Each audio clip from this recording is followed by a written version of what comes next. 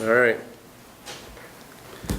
Good evening, ladies and gentlemen. I'm going to officially announce the opening of the Regional Governing Board of the Southwest Vermont Regional Technical School District.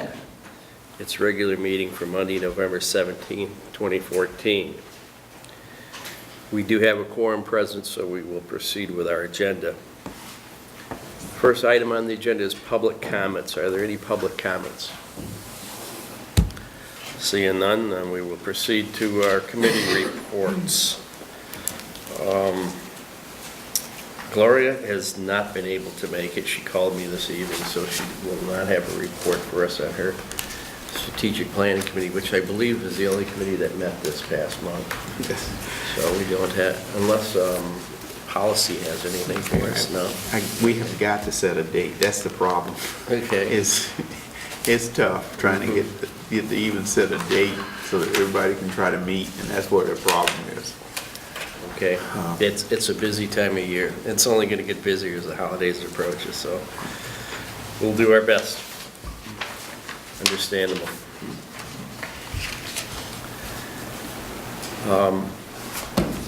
The consent agenda. Could I have a motion to accept the meetings of the October 20?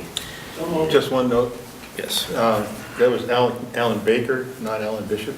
That was in the minutes? Yeah. Okay. I'll second. So Fran has made the motion and Ricky has seconded. And there is an error, apparently Alan Baker. Right, spoke. I didn't even pick up on that, and I read through those. Any other discussion on the minutes from the last board meeting? All right, seeing none, all those in favor of accepting the minutes as published with that correction, please signify by raising your hand. And that's unanimous. Payroll warrants, number 9, number 10, 16, 10, and 10, 18. And I know we have some questions on those. Can I have a motion? Second. All right, same Francis and Ricky has made the motion and seconded. Questions? Ed? On warrant number 9, are those substitute teachers? 'Cause I'm not familiar with all of the names.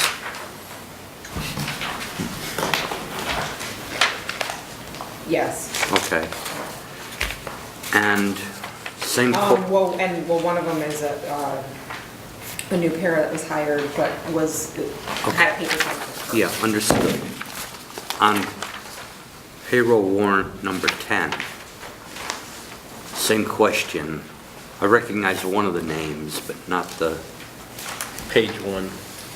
One was the new, some of it is adult education, some of it is substitute. One of them is payment for our clerk, to our clerk. Understood. And, one of them, one of them, a couple of them are just paper checks that for staff members that didn't have direct deposit for this period. okay. Good enough, because I was, If you have a specific one, you can look. no, I didn't recognize any of them, except for one name. I didn't recognize them, and I didn't know who they were. Yeah. And I had the odd thought that maybe they were election attendants or something that we're getting billed for now, and I'm thinking, boy, that's a lot of money for No, we just. somebody standing around at a polling place. No. Any other questions on the payroll warrants? All right, seeing none, when all those in favor of accepting those, please signify by raising your hand. And that's unanimous, Barr. Vendor warrants, 10, 17, and 10, 19. Can I have a motion on those? Second. Questions? Ed? How come I'm the only one that asks questions? No, I think there's some more coming up. Yep, go ahead, you go first. On 1017, on page 4, there's a KAG HRP adult ed receivable. I was thrown off by the word receivable for adult ed and wondering why it was in the CDC warrants. Because the This, in one particular instance, the DOL, I think it was the Department of Labor, and then also somebody, an adult ed student's employer, was paying for a specific class. We had to pay it, so rather than booking it through the expense, it was booked as a receipt. We paid it out, we're being reimbursed for it, so when the Okay, receipt comes in, it'll be booked against that. I got it. Yeah.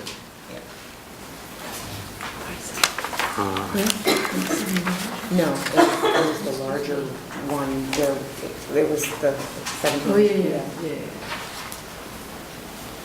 Something else? No, I understand. How about over here? Francis? Page, 1019, on page 6, professional development, 186130. Last one on the page. Yes. Is that professional development, 18, more like a course, isn't it, or? Yes, and it's we reimburse up to up to 3 credit, equivalent to 3 credits from UVM. This year's is roughly $3,500 that we reimburse towards continuing. This is a portion of. Okay, and that pertains to what that person is teaching? Yes, it's that's The approval. it was approved by the administration. Okay, all right, That's that's what I Right, want. Okay, yeah. that's fine, okay. Anyone else? One more question on 1019, on page 2. There's a $1,700 payout to the town of Bennington for safety, Bennington Police Department. Yeah. Is that a monthly, what we're paying monthly for? I can look and, those are the sum of the hours that they were here. So I can look and grab the packet to see what the range of bills they It's a were, but, contracted service with them. So, yeah. Yeah. But that was a group of invoices Okay, that were so- sent. So we may not be paying that much every month, that might be spread over. Right, a but longer I time. have to, I can pull this, what those invoices No, I'll pertain to. trust the explanation. Anything else on the vendor warrants? All right. All those in favor, please signify by raising your hand and accepting that. That is unanimous. Okay, there are cash flow statements and revenue and expense statements that were posted. Is there any questions on those? And Stephanie, you've passed out a financial management questionnaire. That's actually for something later on in the meeting. Okay. But the one thing to note that did go in, the board had asked for to have me start doing monthly adult ed revenue and expenditures. So Exactly. you will see an extra 2 pages that were dropped into the Dropbox today that are the expenses and revenues for the month of October and year to date.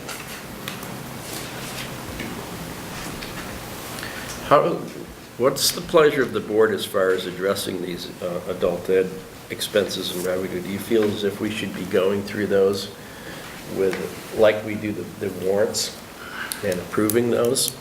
Yes. You do. You do. Now, they're on your, when I started in July, all of the payments are now integrated into the warrants that you're approving. Oh, they're integrated in the warrants that Yes. we're approving Yeah. now? Yeah, Excellent. That makes it easy. yes. So, things that you would ask questions on this evening pertain to adult education, so now, So that's the reason, Ed, why you're starting to see those appear now. Yeah. it's the same reason you're starting to see school store, the payments for vendors for the school store and things like that. Okay. Good. All right. Superintendent's report. Good evening. I do have a presentation for you tonight, like last month, so I hope the folks that are sitting over here can see it. I do have some handouts for the latter portion of the report, which is enrollment, which I thought you'd want to get hands-on with. So, last month I started the director's telegram, which was the monthly report. I'm going to stick with that theme for a while, with the same content. It works pretty well. First off tonight, updates for the month. Culinary. Our culinary program took 3rd place last Friday at the state NECI competition. Students Zach Claremont from Pownell, Jesse Willette from Bennington, and Michaela Reynolds from Arlington took 3rd place. I'm going to read a statement from the instructor, Jamie Lynn, because I want to get all the details right on it. 9 technical centers in Vermont have culinary programs. All 9 schools that competed had to prepare a white bean and tomato soup, a pan-seared chicken breast with a thyme sauce, Parmesan risotto, broccoli, and a crate filled with a mystery basket that was provided to them. Michaela created with her mystery ingredients, a crate filled with sauteed apple-filled topping with an orange-flavored whipped cream and a caramel cinnamon drizzle. They were judged on plating, cooking techniques, sanitation, professionalism, creativity, and of course, taste. All students received a knife kit and a $1,000 scholarship to NECI, so we're very proud of our culinary students. That's awesome. We're excited for them. That was the latest news of the week, actually. Quick update for you on from last month. The outdoor classroom is shaping up. It is almost done. This is actually last week's photo. I believe the roofing has gone on it, and they're just about wrapping up that. Building trade students have done and Forrest has done a great job up there. Collaboration. I've visited up there at least 3 times a week with them, and to see the students working is incredible. With their safety harnesses and all their right gear. It's nice to see. It's awesome. Update on our greenhouse. A little hard to see there, but the frame's up. The end walls are almost done. The ground's level. The sheeting is going on next week, so we're almost there. It's been a long process, but we're almost there. So it's been actually a very good learning tool for the students, both in forestry and building trades, which is, they don't often have a chance to do live projects like this that are at the end we're going to use. And so it's been a real learning curve, even for the instructors, to plan for leveling the ground properly and setting the posts and all the math that goes along with it and physics. It's been very interesting to watch them. They've actually paused a few times, stepped back, and said, all right, how are we doing this? And brought it back to the classroom for lessons, which is awesome. Right after the board meeting last month, in October, Design and Fabrication, on October 23rd, took a tour of Mac Molding up in Arlington. Last day was a Made in Vermont Day, similar this year. They hosted us for a full day up there, so that was nice. Business management, I call this the Shark Tank. 2 weeks ago, the business management program presented to the 3 venture capitalists here at the school, which are myself, Stephanie Mulligan, and Marie Pierre, had to present a pitch to us, real world business that they are actually launching here for the semester at the CDC called the Third Floor Corner Store. It involved a proposal, a financial plan, a inventory management system, and everything else. It's pretty neat. They were looking for some small startup funds from out of their activity account, and the Shark Tank agreed to give it to them, but they have to do a presentation to us. And how successful it was or wasn't. And if it was successful, come to the board in January and present to the school board on their business venture. So we had fun with it. It was good. Great proposal by the students. They are creating some T-shirts with a custom logo on it that they designed actually in their own program and named it. And so they're looking to establish themselves in the marketplace. So it was really neat.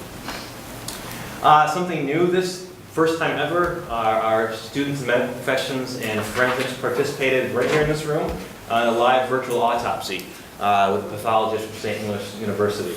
It was a cadaver, but it was virtual field trip, and the students got to interact with the pathologist during the autopsy. And some people get squeamish about that, and some don't. It was a great opportunity for students in both fields to see this. And I popped and I took the pictures, and it was fascinating, and they had very good questions. This interactive television unit was provided to the CDC and all tech centers several years ago. It's been underutilized. And the state of Vermont is subsidizing through SILF, which is called the Center for Interactive Learning and Collaboration Network, these virtual field trips. And they're not just in forensics and science, there are all sorts of offerings. Everything from elementary school through the tech school. Kind of hard to schedule because this is a live, it wasn't pre-taped, so we had to arrange it with the class times and the university so that they could actually meet. And the students, it was great. We had up on the big screen here, little video problems, but overall, it was well received, and the students did a great job. So that's a first of many, I hope, of these virtual interactive field trips. Pretty neat. Update you a little bit on my activities for the month. At the end of October, I attended the joint Vermont School Board Association and Vermont Superintendents Association annual conference at Lake Maury. I did take that picture, by the way. It was beautiful up there. The keynote presenter was Bill Daggett. You may have heard his name before. He presented on school quality and school transformation. Some of the topics that we covered included teacher leadership, the digital classroom, something called Web 3.0, which is known as the anticipatory web. We're used to Web 2.0 and 1.0, which is typing information, but the anticipatory web is, for example, when we see ads inside of our computer, they're customized for us because it knows our habits, it knows our shopping habits, it knows our surfing patterns. So that was fascinating. Open meeting law updates, a little bit about policy and governance, and collective bargaining were some of the topics that were covered over the 2.5 days there. Excellent presentations by Bill Daggett. Actually spent time in his second session, which was transforming schools and cutting edge technology. It was very good. A little about what's happening this month with professional development. Something I'd like to do is keep the board up to date on what our teachers are doing for professional development and moving our school forward. This week, myself, I'm taking 4 teachers to the National ACTE Career Vision. I actually leave on Wednesday. At that national conference, U.S. Secretary of Labor Thomas Perez is going to present on the importance of CTE, providing students with skills essential to be work ready in today's global economy. Major themes of the conference, there's over 300 sessions, but our improving academic achievement, you see the Web 3.0, enhancing partnerships with business, new teacher tips, literacy in the classroom, and work-based learning, something that we're working on here to modify. There'll be more than 200 exhibits and 500 industry representatives on hand to surround our teachers with innovative tech solutions to help prepare our students for success. This is a national conference by ACTE, which is the Association for Career and Tech Ed. I've been before, and I'm very excited for these teachers to go be in this opening session with thousands of other career and tech educators from across the country. It's all it is career and tech ed. It's fascinating. They're going to be wowed by this. I can't wait to bring them back with new ideas for the classroom, and they're going to love the vendor floor. It's cool. I don't know what I can say about that. So we leave Wednesday for that. It's 3 days, and looking forward to that. So the next thing on my report that I wanted to, it is November. We had our October 15th snapshot last month, October 15th. So I want to share with you the enrollment for the current year. It's up here, but I do have handouts of what it looks like, so it's easier for people to take a look at here at the board level. Trying to break this down this year so that it's clear and transparent and easy to understand. And I know it gets difficult when we start talking FTs and student counts and head counts, but really try to simplify it to make the most sense. So what the slides you see up here are exactly what you have in the package. So I'd like to take a couple minutes and look at this first slide you see is our enrollment reports for our technical programs. Those would be our 2-year programs that we're most familiar with. Everything from forestry at the top all the way down to marketing. And these are total enrollments. So what does that mean? These are kids in seats in classes. It's as simple as that. You can see the numbers there. I'm not going to read them to you, but you can see enrollment is very healthy in most areas, which is very nice to see. Not at capacity, but close in some areas, which is what we want to see. I think to point out manufacturing technologies, our technical programs, 16 is kind of the number where, depending on the program it is, it kind of caps out for space-wise and space and safety, depends on what the program is. For example, building trades, any more than 16 students need an extra pair and an extra set of eyes because it's a safety-sensitive career. And that's true of automotive and forestry, but not necessarily true in human services or mental illness, so that depends. If people have questions as they go along, I'd like you to answer them. Tell us what the CIP code is. What is The SIP code, that is what the state uses to identify a program. It also is used to identify what the state competencies are in the program, what the outcomes are. It means nothing to me. I mean, they're put at the top of the competency list, and depending on what SIP code the program is classified under, depends what the outcomes are for the students. That's all that it means. I know it means something, CIP, but I couldn't. Okay, That was, thank you. okay. When I look at this and hear what you just said, I wonder if, when you do this again, if you do this again, could you put like a slash and say total capacity?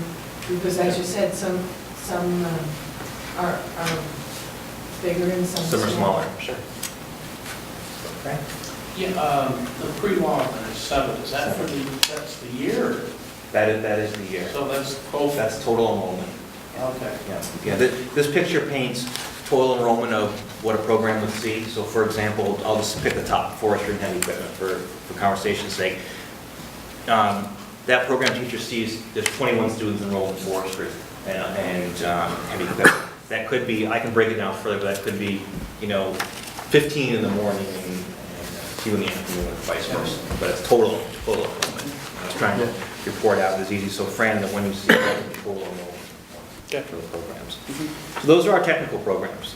The next page or slide that I have is represent our short block, or introductory courses, also known as PTFs, which stand for Pre-Tech Foundation. Depends on who you're talking to, what terminology they use. I still call them short blocks.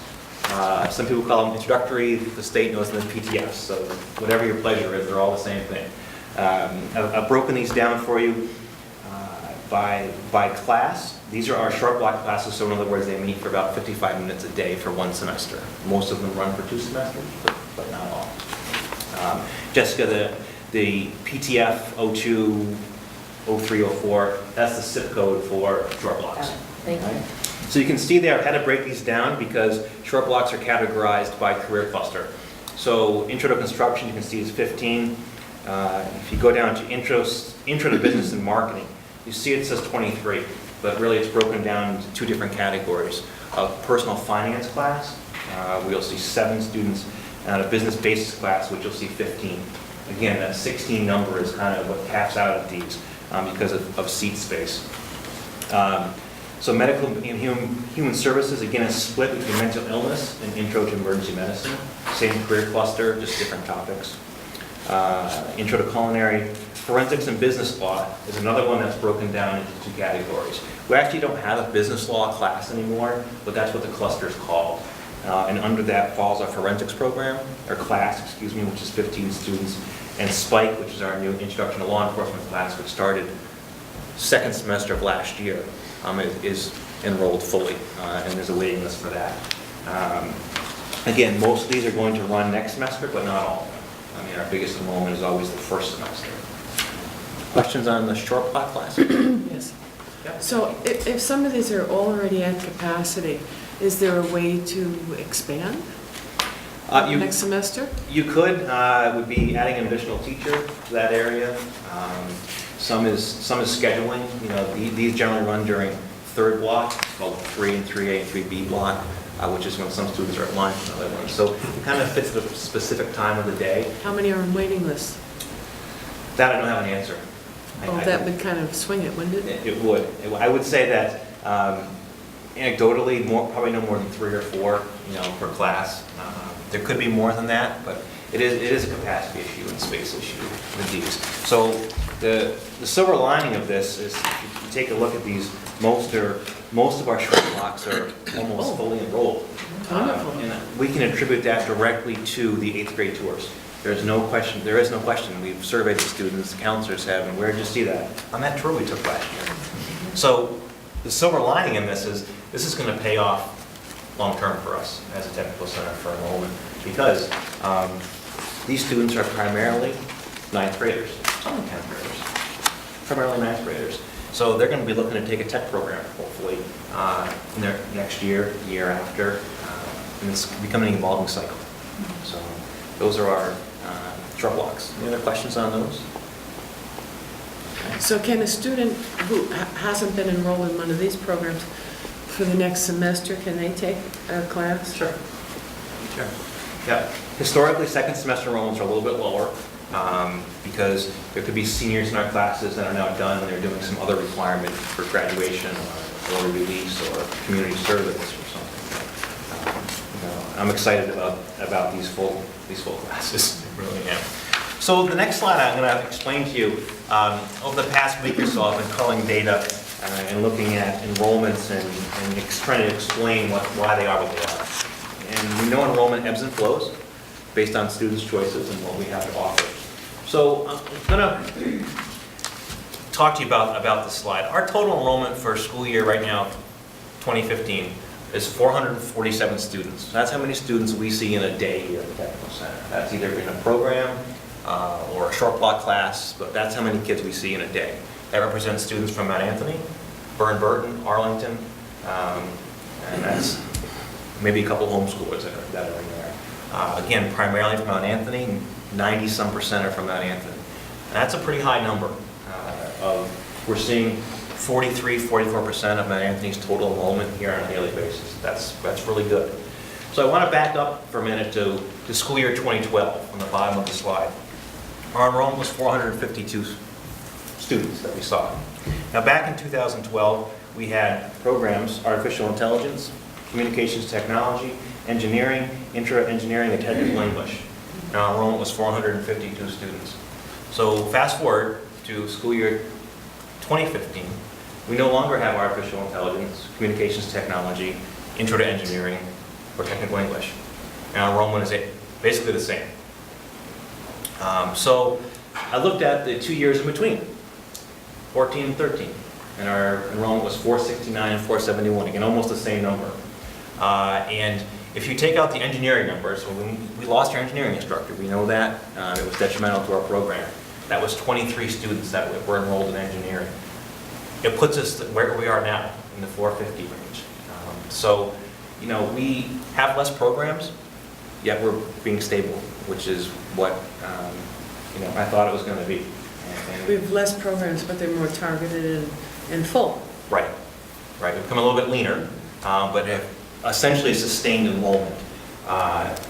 We are dedicated to the engineering and the STEM field. So we're going to gain these students back, and don't forget we also have a brand new sustainable foods program that isn't in here yet, and those numbers are yet to be seen, but it's going to take a couple semesters, and we'll see them. So, the reality is the center is in good shape, despite losing 5 classes/programs. That's pretty incredible that we've been able to maintain that enrollment and reduce costs of those programs. So. I can take questions on this slide if there's any, but the next one is the most powerful to me about enrollment.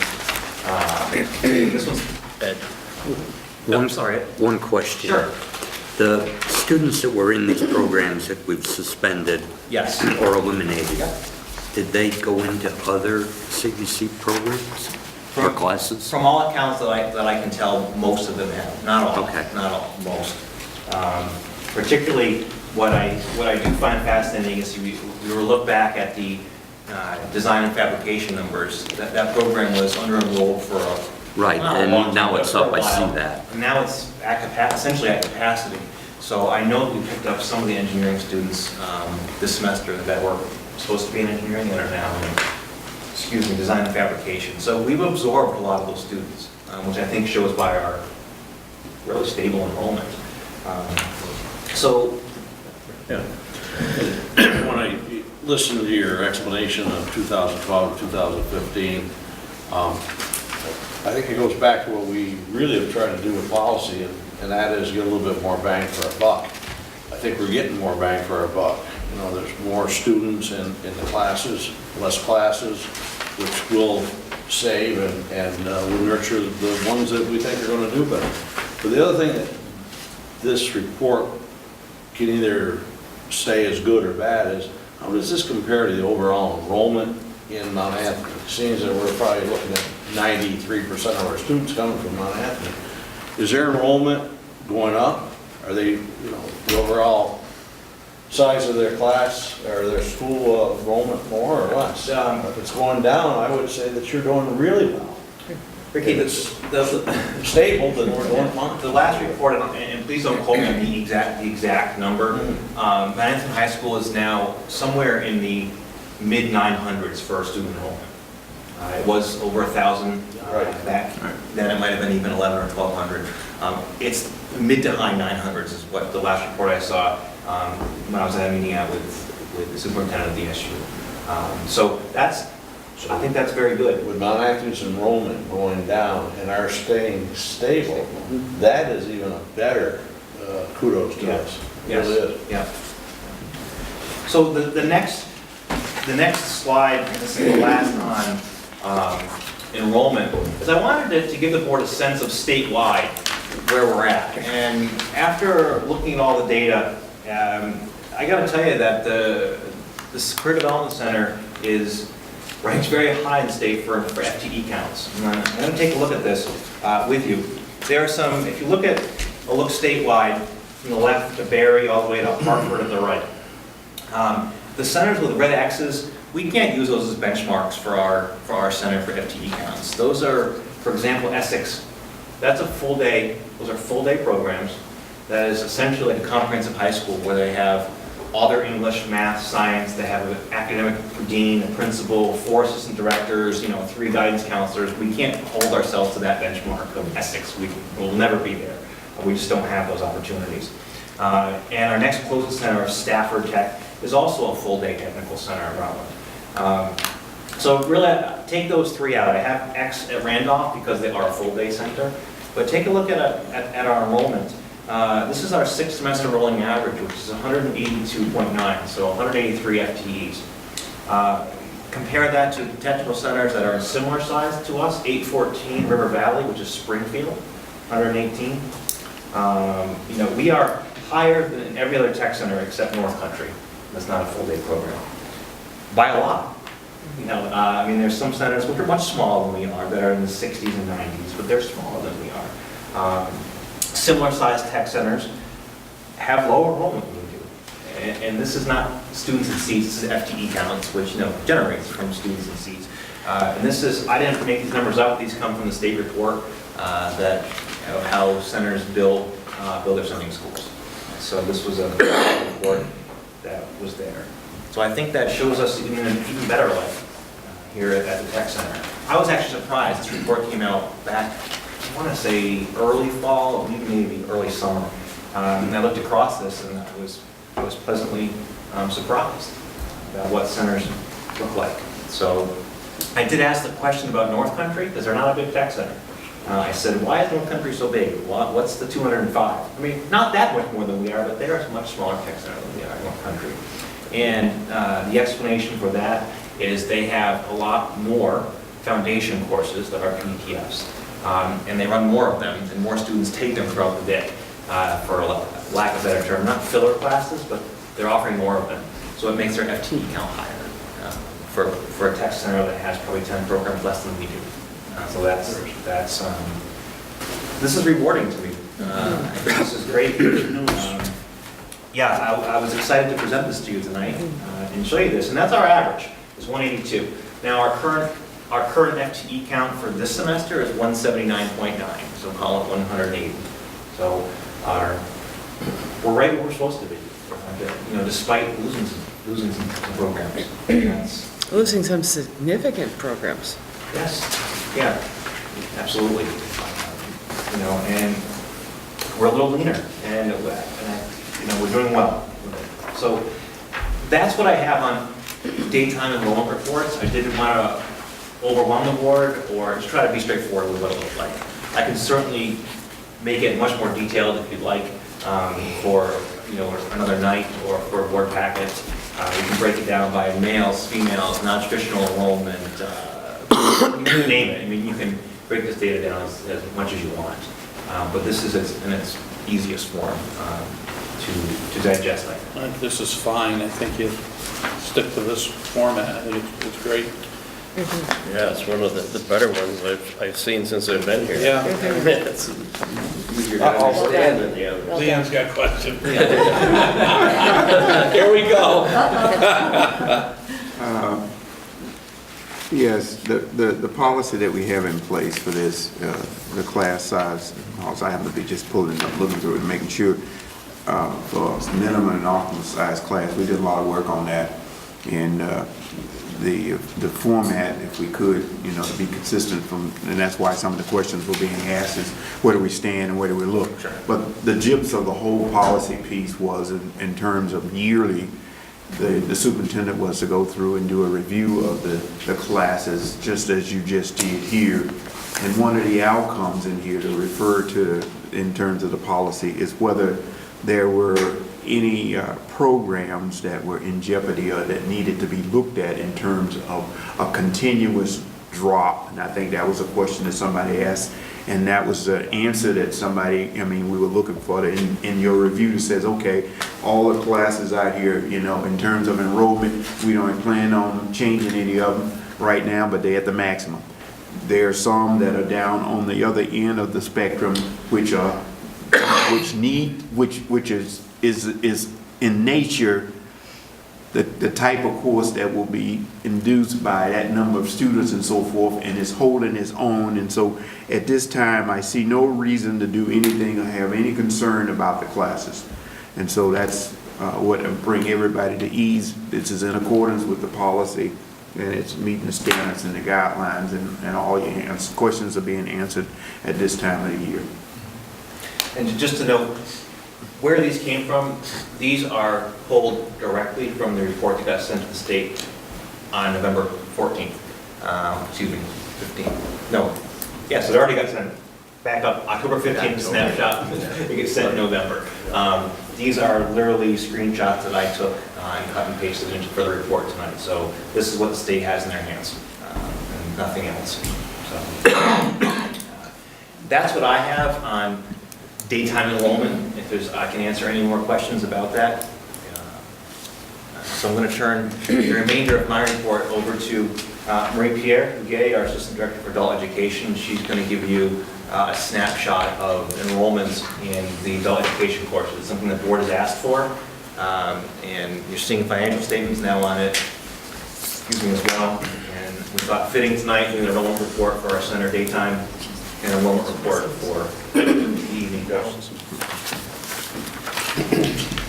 So I don't have any prezzies or any fancy slides for you. I apologize for that.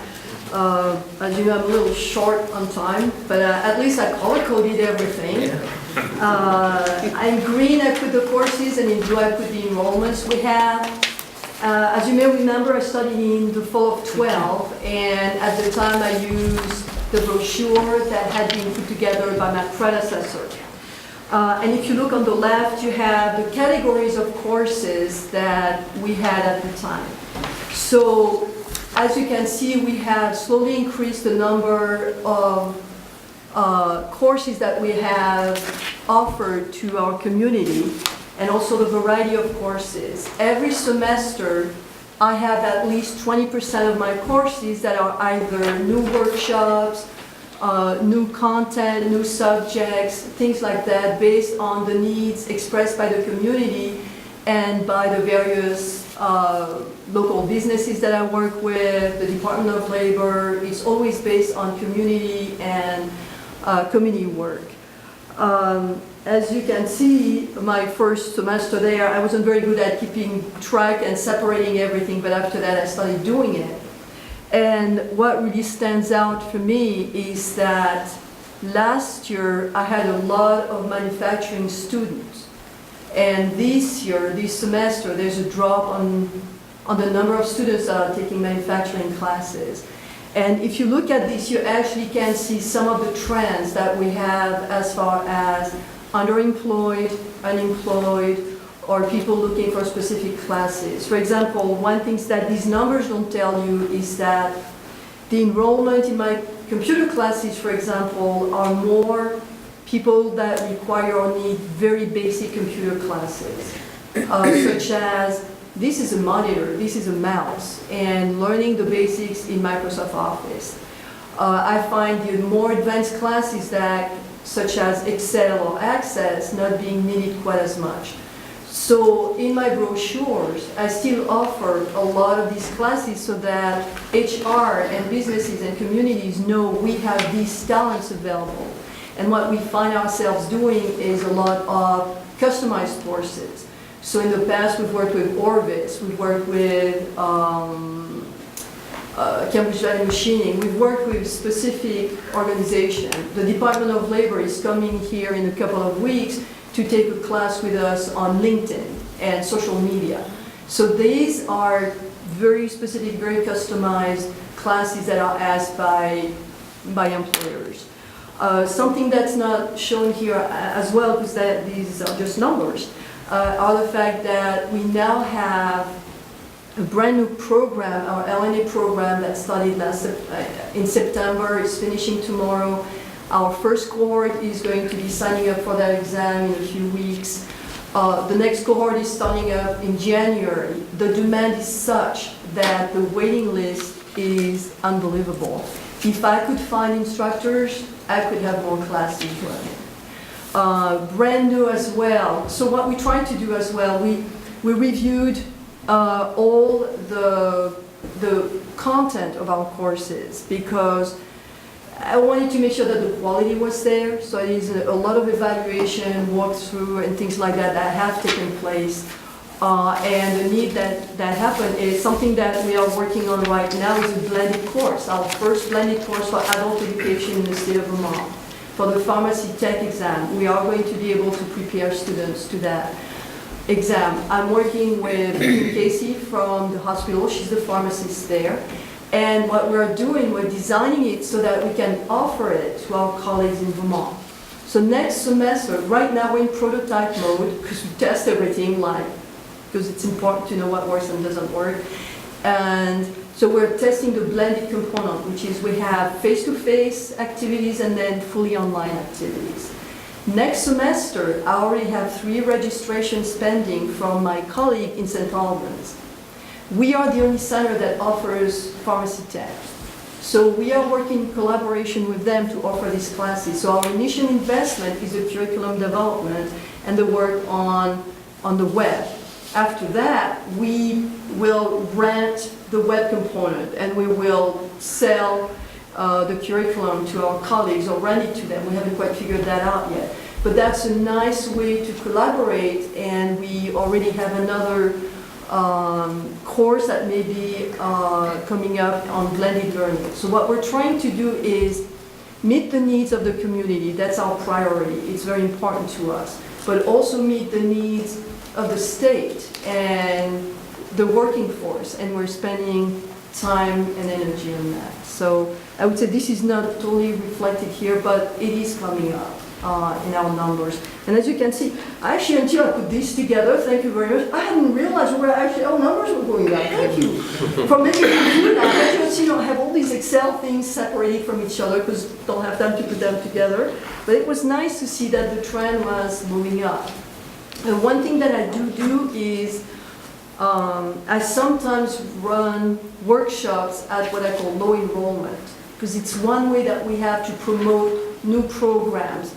Slowly, we're beginning to offer math for the workplace and English for the workplace, as well as business communications, needs that have been expressed by local businesses, but not necessarily supported and understood by their employees. But that's beginning to take place, so I'm really happy to see that.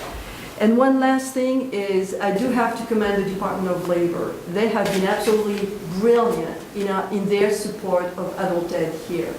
They're helping us with the LNA. They're doing the primary selection for us. They do the background checks and all that.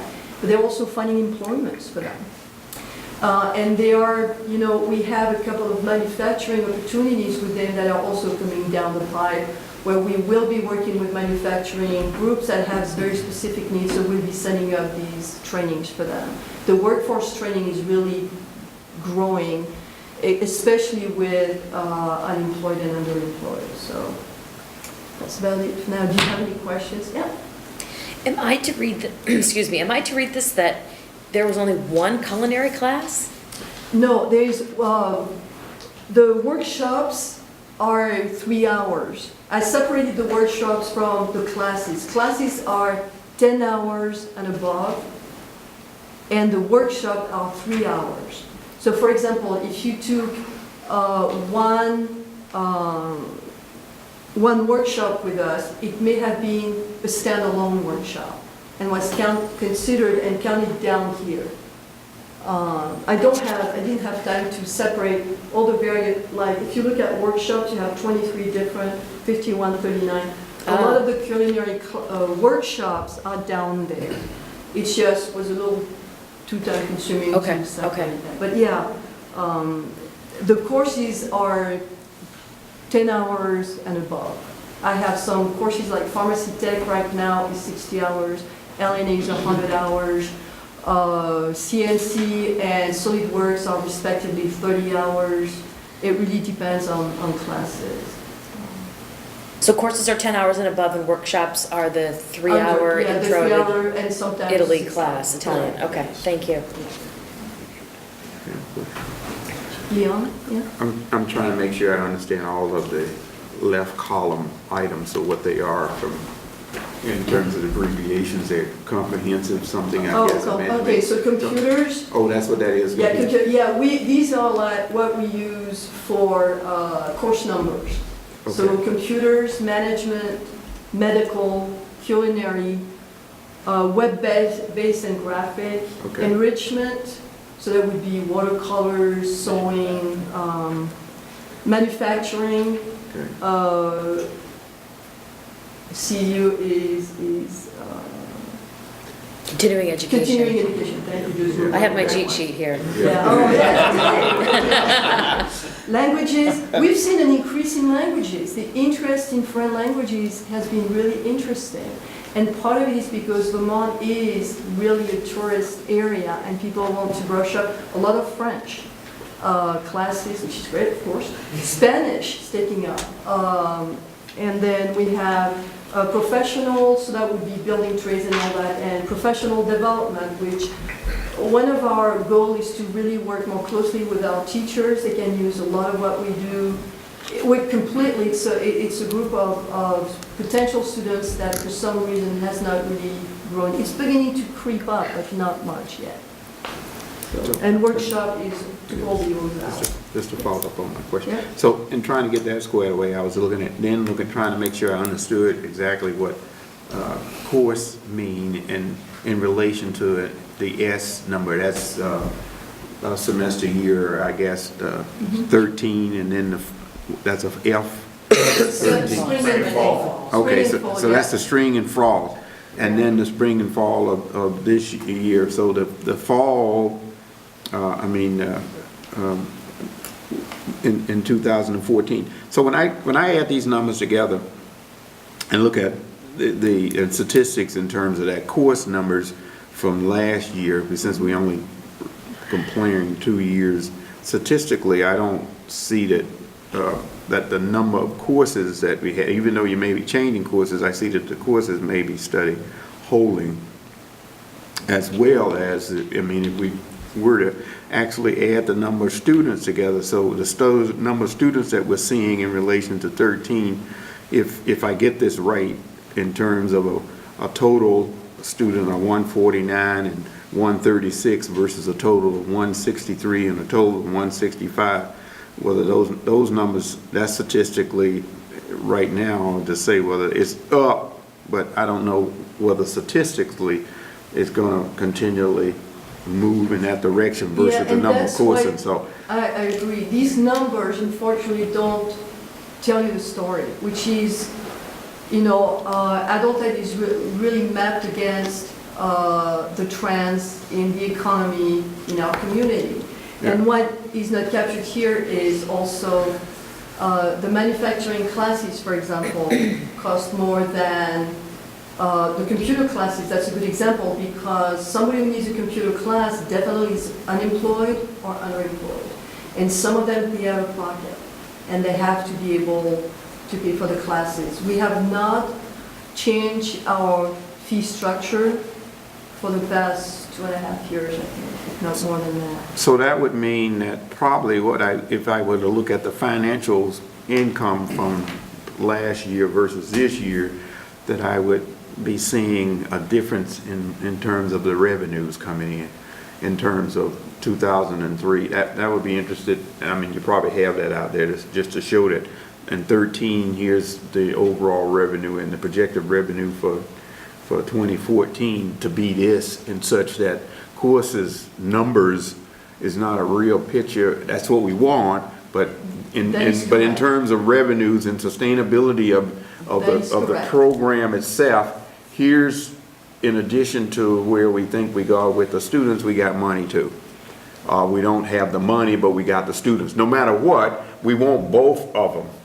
I mean, we gotta have to have the students, we need them, and because we need to do something for the environment and the community and so forth along that line, whether it's high-paying students classes versus in the Career Development Center versus non-high-paying students with an alternative set of numbers along that line. So it would be interesting to have the third piece in here in terms of the dollars to look at that.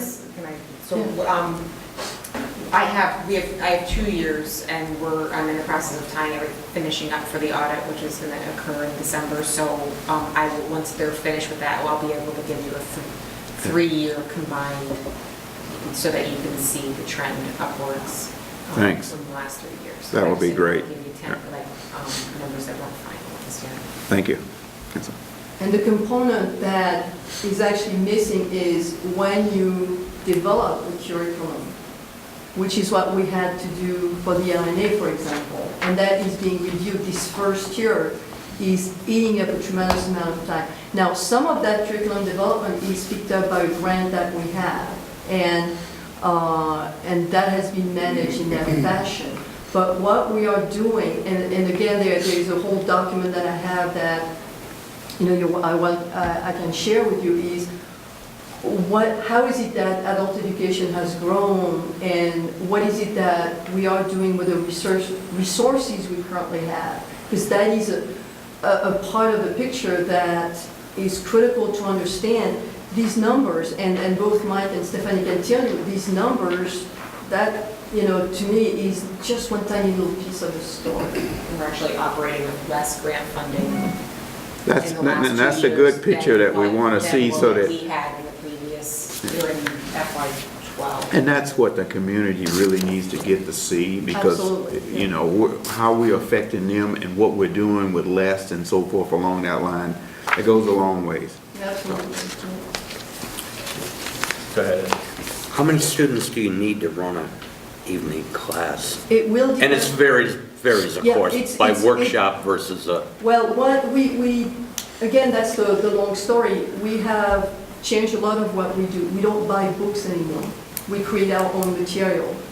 It used to be that we would buy $80 books that were included in the $195 cost. So if you think about it, you needed something like 6 students to run a class. Now the entry-level classes can be run with only 3 students in the class, and we make a small profit on that. Depending on the class, you need 3 to 6 people, and depending on where the funding comes from. Now, no one gets a free pass. It used to be that when I studied that, a lot of people were getting free classes so that we got the numbers in the classroom. I don't do that anymore. Every single student in that class is paying for the class. So that has made a difference as well. I restructured instructors' salaries as well. It ranged, and I'm not kidding, between $28 and $100 an hour, depending on who was teaching what when. Now we have a very set structure for if you do mentoring, which is the same as tutoring, it's $25. If you are a first-time instructor, and I'm right there with my colleagues in Vermont, everything that I've done has been based on researching what is being done in the rest of Vermont, similar trends, just as Mike was doing with the center. Some areas bring in a higher profit. I would say the medical, so LNAs and Pharmacy are going to be a good resource for us. The manufacturing classes are still really good for us. I cannot run certain classes at less than 4 students. So, and again, based on the mission that was given to me for adult education, if somebody is unemployed and absolutely needs a class, I will find funding for that person. And this is where the Department of Labor has been absolutely outstanding. They have facilitated some of these classes just so that students would be able to take them. So yeah, I don't make big bucks, but I get a lot done for the little that I have available to me. So. Are there any people who are not getting classes because they can't find funding, or are they getting their funding through the Department of Labor and things like that? They have 3 major sources, and as part of the grant that I have from the Vermont Department of Labor, I put in for scholarship. I still have, and I'm very stingy. I mean, you can just, it's like you have to pry anything out of my hand. But if somebody, and I check on people, I follow up with it. If somebody can get a job by just getting a mentoring session, I will help them find the funding they need to pay for it. So, yes. But the CDC never has given a free class to anybody, including CDC people. I make them pay. You comment on that. You mean board members or CDC people? Because there were at a time that board members are excluded from fees from taking classes that I know of. So just to say that. That's going to be a topic of I just wanted to make sure you realize that. We're going to be addressing that in the future. Since I could not find a policy that supported the that's free right. There is class. none. It wasn't one. I can't. So, yeah, it wasn't one. Yeah, that I couldn't. So, I mean, I apologize if you wanted to take classes, but the ones that have taken classes have paid for that. And honestly, I didn't think twice about, asking them to get a free class.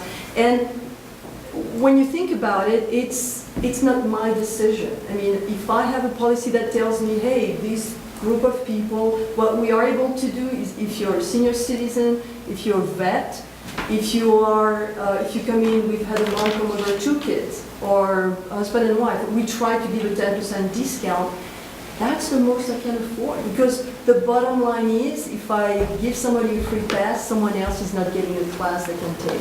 And I really struggle with that, because my understanding of what I have to do is to help the majority of people get better jobs, or get jobs, or provide them with the skills that they need. So. Yeah, and that's great. I mean, that's what you want to have come out, because we're not trying to, this is adult education.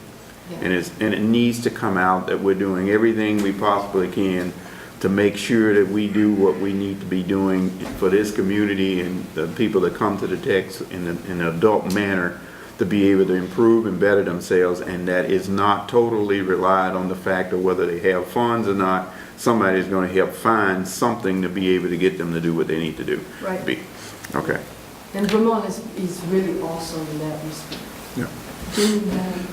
Are the LNA students, are those reflected in this, on this 10 count? of them only, yes. They are. 10. Are they? They're under the medical, I would Yes, assume? they're under medical. Okay. Good. They're part of the 16. Okay, thank you. All right. I have sorry to have a long report tonight, but it's been a busy month and a lot going on. I do want to turn over for a couple minutes to Stephanie Mulligan to talk to the board about tuition to our sending schools. She can explain what that is. Each year, the state publishes an allowable tuition based on prior year revenue and expenditures that we submit to them. And then it's compared, so that's done in November, and then it's compared to what was actually charged the prior year. Any percentage over 3% or under 3% either needs to be repaid or collected from the sending school. Last fiscal year, we were over by 6.1%, so I will be refunding 3.1% either by applying it to current, this current bills, or refund if we don't have, a district that is sending that has FTEs this year. The majority of what this is from is reduction in staff, and we had a position last year that left mid-year that didn't get filled, and essentially because I went over and over and over again to make sure that there wasn't, and basically we just didn't spend as much last year, and we had a couple savings in the salaries, yeah. So you may see several checks in the next, at the next meeting going to some of the Sunday schools. Our Mount Anthony people should be pleased to Yes. hear that information. It ends up They being. don't want to hear that, they watch TV. Tuition reimbursement. Mount Anthony should be trying to send more students here, since the Yes. state pays more per cost for students here than they do at a comprehensive high school. I know that Mike's also got some other information Yeah. to share. Speaking of MAUs, I am, and I know this will ultimately come to a board discussion, but I am in talks, successful talks, I believe, with Sue McGuire, principal of MAU, to, I'll call it swap or trade, a room around the room upstairs, and the number escapes me at the moment. I've got to be honest with you, 220-something, which is directly above the hallway here. It's currently business and quilting and a bunch of things going on there. We have a room, an empty room right now due to a program suspension or closure, and the room that's upstairs has everything that the CDC needs in it to successfully run and extend our medical professions and our LMA program and pharmacy tech. It has the bathroom, it has a washer and dryer set up already, it has its kitchen, it has large storage, it has everything that we don't currently have in a medical room that we need. And so I've been talking with Sue McGuire about that, and she seems agreeable to the change, but I know it's going to have to come to the board for that. So I just want to bring your attention to that. I think we have the details for administrative level worked out for that. So that's going to be coming down the road anyway. So I want to make you aware of that. The potential for, not the potential, Green Pierre's evening LMA program is already full for the next 2-3 classes. All classes we have scheduled. And it's cramped downstairs. It's cramped downstairs in the current medical professionals room. We're making it work right now, and it's fun. But the hidden potential in this is that we can also offer LNA certification to our high school students starting at age 16. They can take the exam. So, this would really be an extension of medical professions. It's already a program that's approved. Will be in place next year, I can promise you that.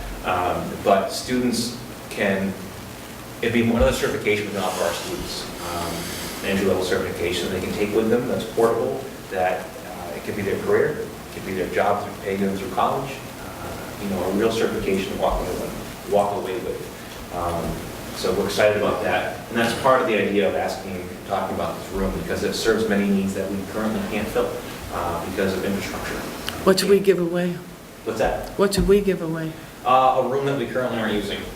So it's really a trade. It's my understanding from the lease agreement that this room in question can be taken back, so to speak, or given with a certain notice and all those things. But that would be, I think, losing a classroom and having to absorb that. And this would really be a trade of a classroom. So the details are not worked out, but I want to bring it to the board that we're talking about it. I spoke with Jim Boutin about it, and I know that Sue has spoken with the MAU board chair that we're talking about it. And that's as far as it's gone at this point. And those are the reasons why. There's a lot of stuff in that room. Does CDC have to pay to move all that stuff and get all the other? The Get stuff everything. on the third floor room, Yeah. it's all open discussion. I mean, it's Okay. just, we want to talk about, do you think it's doable or not, before we go any further? And it seems like the consensus is it's doable, and all the details to be worked out amongst. And that'll take place over the summer. It wouldn't happen right away. Yeah, it would be next school year. I've already heard the rumors of we're moving next semester. I don't know where that came from. It's maybe next school year, for the start of the school year. I just want to bring it to the board's attention that it's being discussed. Two more things and I'm done, I promise. I want to let the board know that we've started the budgeting process. It is budget season, believe it or not. All the teachers' budgets have already been submitted as of last Friday. So They're all in too. they're all in, all electronically. We entered them all electronically into the system that we have. So I know Stephanie started to pull that stuff together. I have been in contact with the Finance Committee Chair to set up the first meeting with the Finance Committee, the first round of the budgets. We have a pretty tight, I'm in front of me, but a pretty tight agenda we're trying to stick to move this budget process along quickly, efficiently, and bring it to the board for a vote. Stephanie, by the full board. I think, according to my schedule, it's going to be by the next meeting. Whether or not that was, That's the whole aggressive. that was mine. That's aggressive. We like to set deadlines. So the process has been started. It's, the electronic input saves an enormous amount of time from the business office's standpoint. It's already in our budgeting system, our Bennington vision system. Stephanie can call the data very easily from all categories. It just makes the process efficient. So that's done. And the last thing is, I want to bring the board up to speed on, is we've been working since the beginning of the school year to you'll have a presentation on this in another month, but redesign what we did call co-op for what we're now calling work-based learning experiences. We've been moving that process along. It's going very well. Last week was the first brand new advisory committee meeting for the work-based learning program. We had a great turnout from local business industry, folks from the hospital and local colleges and small businesses and large businesses alike. We met in this room to lay out my plan for changing how we offer work-based learning to our students, with the ultimate goal of increasing the number of students who have access to a work-based learning experience. And that could be everything from a simple job shadow, a one-day rotation, to a full immersion for a whole semester. Not pretending any of those are better, some are better than the others, but it's exposing more students to work-based learning. And that is the goal. You'll have a presentation next month in December about what we've done and what we're rolling forward to start in January to increase those numbers. That's all I have. Unless you have questions. Good. Thanks, Mike. On my report, I'm going to start by mentioning that Marie Pierre and I attended a selectmen meeting for the town of Bennington last month. Marie Pierre gave a presentation to the selectmen basically about the adult ed program. She had an excellent handout, a packet for all in attendance so that they could see what we are doing in adult ed, the offerings, and then she spoke about the LMA program as well as the pharmaceutical program that is coming on board. And we asked for their opinions and their input, and they were all overwhelmingly excited about it and in support of what we're doing and encouraging us to continue to adapt and get input from the community as to how we can grow in this area.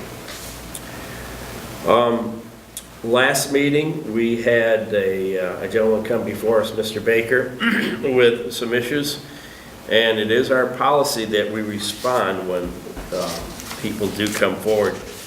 I have prepared a letter that I'm going to send to him, but I want your approval of this first, so I'm going to read it to you, my response to Mr. Baker's issues.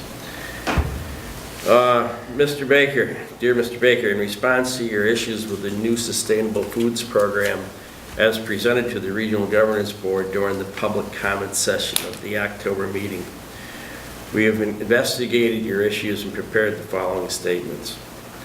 Number one, the new program and instructor was not on the CDC website, and you wanted to know why and how students are aware of new offerings. Our response is it has been corrected. There was an oversight that occurred in the development of the new website. As for how students are aware of the new course offerings, counselors of sending schools are well aware of the programs and are actively seeking student enrollment. In addition, Amanda is working with the middle school ag teacher. Number 2, you asked for a complete inventory of the equipment that was in the old horticulture program.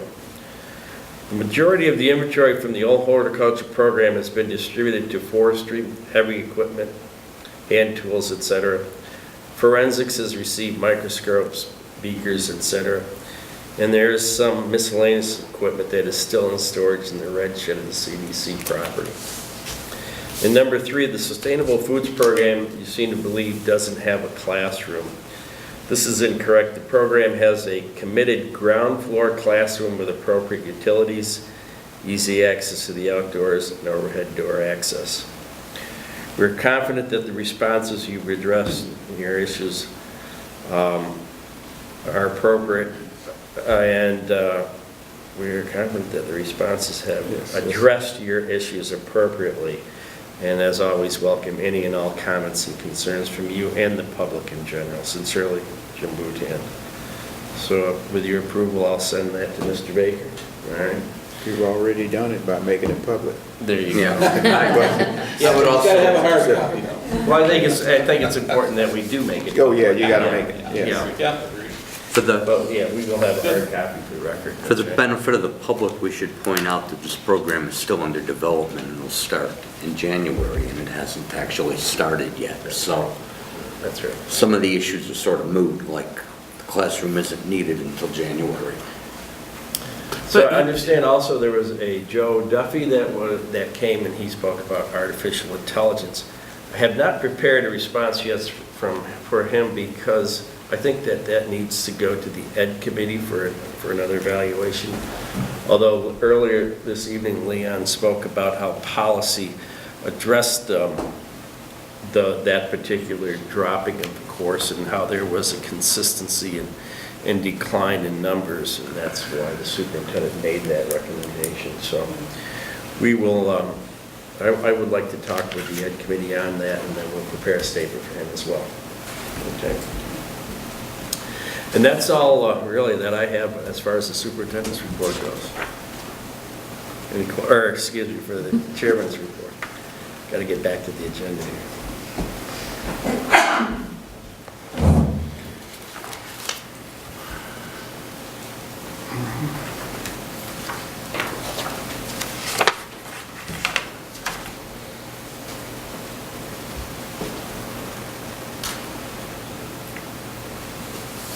Executive session.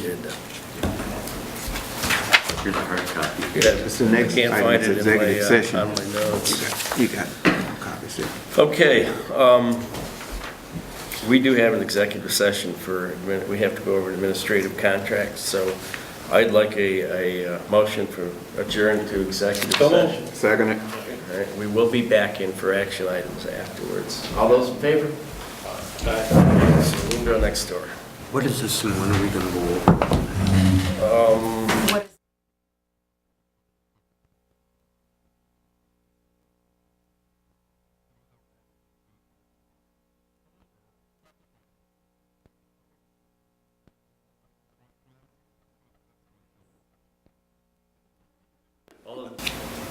paperwork to proceed with that nomination, and once we are satisfied that we've met all the regulations, but then we'll proceed, and that will be presented next month as well for action. Okay. Financial management statements. We do have some work to do here. Stephanie, you want to give us a rundown on this? This is a financial management questionnaire that was distributed from basically from the state, for the state auditor has the right to ask questions. So they've asked it of all the districts. It's asked to the superintendent. So these are questions that were asked that Mike answered, and then the board just needs to see them within 2 months of submitting it. I'm going to submit it tomorrow once you see it, I guess, and sign off, and the chair will sign off that you've seen. These are just internal control questions relating to the... That you've seen my answers Yeah. to the questionnaire. Okay. My knowledge. Okay.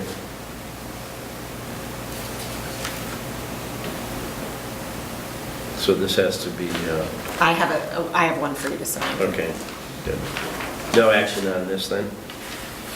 Yes. Not other than Not that it needed to be presented to you. Okay. Appointment of clerk. We have to appoint a new clerk because of the passing of the recent town clerk, Tim Corcoran, so that needs to be official. And we have it is in our documents, right, in our packet? There's a copy and I'll send around. Essentially, you will be appointing our assistant clerk to be clerk for the remainder of the term. And then I will have a question out to Juan, our legal counsel, to question whether when the assistant, or when the clerk runs again in the next election, whether she'll be running for the remaining seat of what Tim had left on his term, or whether she'll be running for a new term. But for this time being, we need a clerk, a school clerk. Right. And she has agreed to take on these responsibilities? Yes. Okay. This is Cassandra Barbaro. So, can I have a motion then to accept Cassandra So moved. as the clerk? Second it. Yeah. Okay, it's moved by Francis, seconded by Leon. Any discussion on this? All those in favor, please signify by raising your hand. And that is unanimous. Okay. Did we finish the financial management? Were we supposed to look down this sheet and any questions? That's all, like, It's Certainly more can. for your information. it was the one that, the only one that if I make, but the question about board, having school board members attended financial training out there, and I'm just. Oh, yeah, Mike's answered, don't know. He didn't know, so I'm just saying, the training that we get from the Vermont School Board Association, I think we talk about all kind of things, finance and so forth along that line, so. Certainly budgeting preparations, yeah, Budget that's right. preparation and all that, so that answer needed to be I took a 3 credit course on this. moved over there and put. Now that I know that, we can amend it. You can change it. Okay, I mean, I just wanted, As I do. the others that said no, I didn't worry about them, but I wanted to make sure that we didn't have anything in that other column over there when we know that, so, Thank you. yeah. I know the state has issued they have a new regulation, I think, on tables of accounts for school districts. And I don't know if it's been distributed yet, but I know it's coming. The Secretary of Education brought it up at a meeting a couple months ago. I mean, just in terms of our count codes and code Yeah. structure, they're working on it. They haven't distributed it yet. Okay. They're trying to revamp it a bit to have it make sense. I saw gave an example at one of the seminars last Okay. month. I was just wondering if that had been implemented. It won't be implemented this year in our school. I mean, that it'll be probably something I'll have to change for next year. Is there any other business? Can I pass that around to have you sign? Seeing none, I'll accept the motion. So moved. I'll second that. Francis, and seconded by Leanne. All in favor? Aye. Thank you for coming out this evening, folks.